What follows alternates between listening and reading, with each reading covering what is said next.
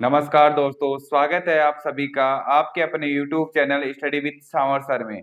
साथियों, हमारे चल रहा था राजस्थान का इतिहास और इतिहास के अंदर अपन पढ़ रहे थे राजस्थान की प्राचीन सभ्यताएं। सभ्यताओं में अपना अगला टॉपिक है बेराट की सभ्यता। देखो, बेराट की सभ्यता में पहली बात तो आपके बेराट की सभ्यता विकसित कहाँ हुई। देखो, बेराट की जो सभ्यता है वह जयपुर जिले के शाहपुरा उपखंड में बाणगंगा नदी के किनारे विकसित हुई। कहाँ विकसित हुई? बाणगंगा नदी के किनारे। देखो, जो बाणगंगा नदी है आपकी के किनारे, बाणगंगा नदी का उद्गम है वो जयपुर में होता है। जयपुर के शाहपुरा में किसका उद्गम होता है? बाणगंगा नदी का। और ये जयपुर से दौसा बहती हुई, जयपुर से दौसा, दौसा से भरतपुर में बहती हुई यह नदी यूपी के अंदर यमुना नदी में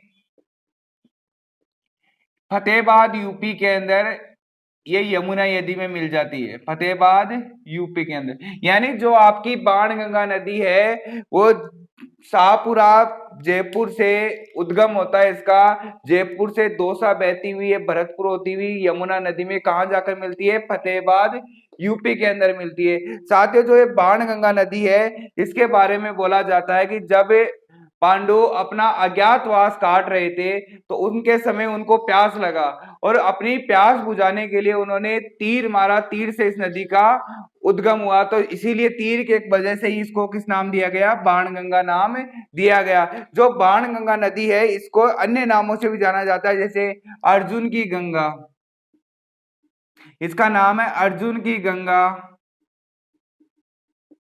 एक हो गया आपका ताला नदी, एक इसको बोला जाता है रुंडित नदी।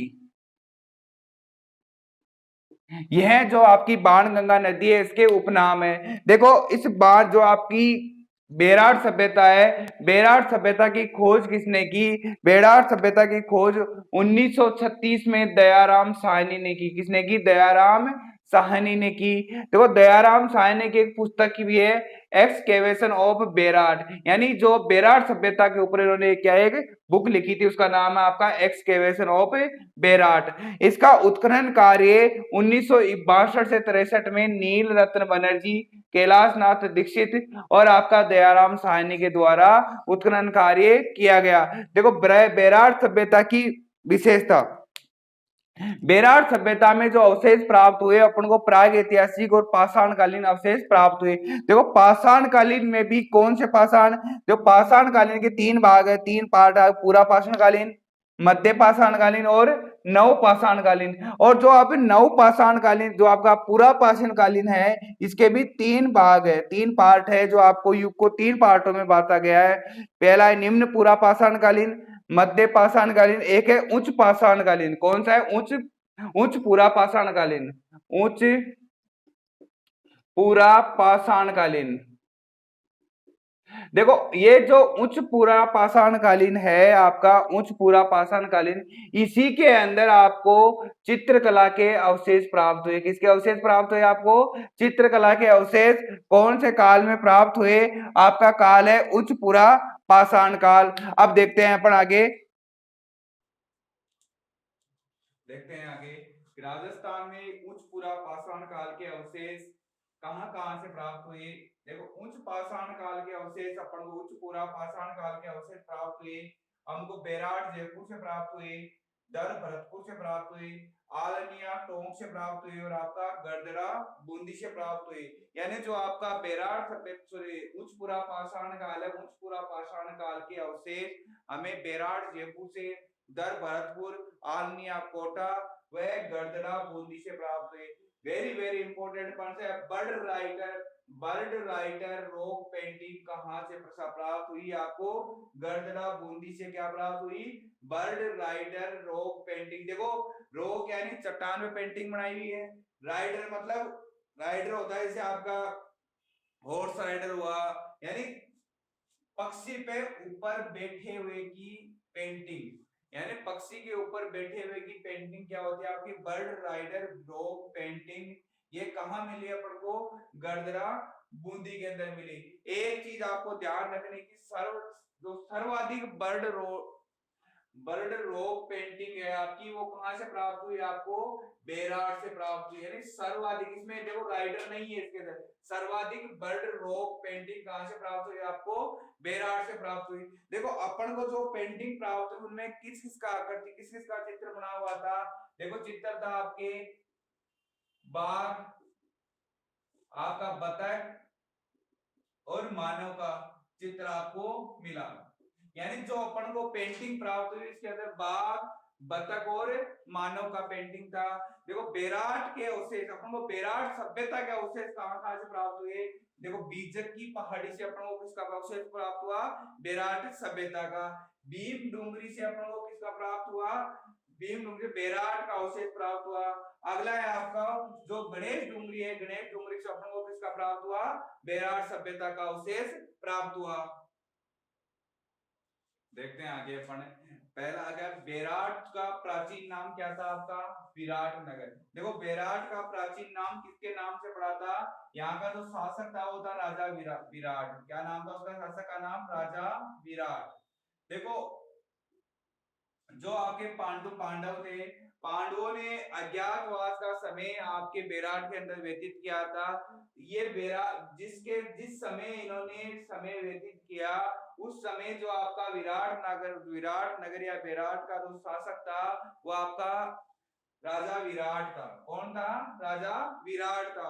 देखो राजा विराट के पुत्री थी जिसका नाम था उत्तरा। क्योंकि जो अपने जो पांडव थे वो यहाँ पे अज्ञातवास काटे थे, उन्होंने अपनी पहचान छिपाई थी।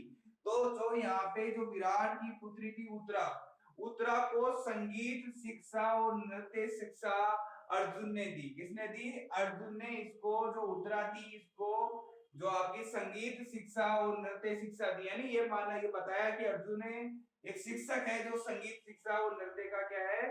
शिक्षक है। तो जो इसकी पुत्री थी विराट की, उसको नृत्य शिक्षा और संगीत शिक्षा अर्जुन ने दी। अब जो उत्तरा था, उत्तरा का विवाह हुआ था जो आपका अभिमन्यु था।